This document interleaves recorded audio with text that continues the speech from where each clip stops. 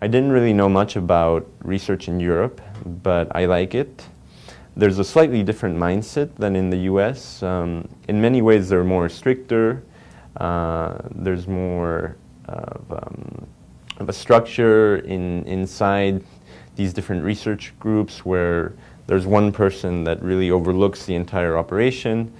And so it's interesting to look at this in contrast to the US labs that are more independent amongst themselves. Yet it's also a very productive environment in its own way.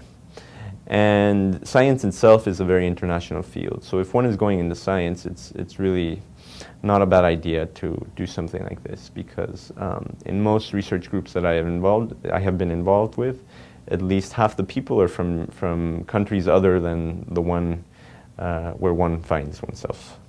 Earlier this year I was able to spend a week over at the Technical University of Munich, kind of touring their labs and getting introduced to a lot of the different research they're doing there.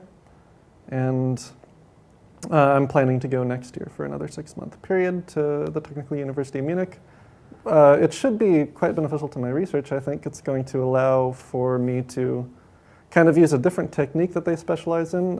Here at Georgetown, I use voltage-sensitive dye imaging. Over there in Munich, they use 2-photon imaging with calcium dyes, and it's kind of going to allow me to take a look kind of in 2 different ways at the same sort of problem. So I think it'll really, really be beneficial for my thesis project and just future research in general to gain familiarity with 2 different experimental approaches.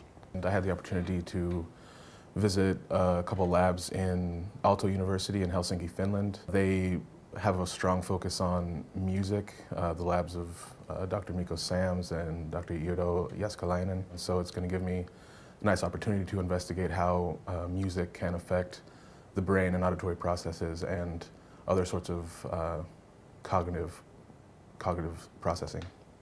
In the Max Planck Institute, I was able to learn more about functional neuroimaging in monkeys. They are able to combine invasive research with functional neuroimages in a way that no other lab can do it. So I was able to learn some of the functional neuroimaging techniques in monkeys and be able to apply it here in Georgetown University. I gained a lot from being in Germany at the Max Planck Institute. It's an incredible research institution where a lot of research is done that's cutting edge. And I was able to learn different brain imaging techniques there, which I wouldn't be able to learn at Georgetown University because we don't have the resource in our department. This has extended my research to be able to do ERP research, which is something I wouldn't be able to do at Georgetown University, and to investigate questions like what's happening in the mind with language that I wouldn't be able to get at with simple behavioral measures.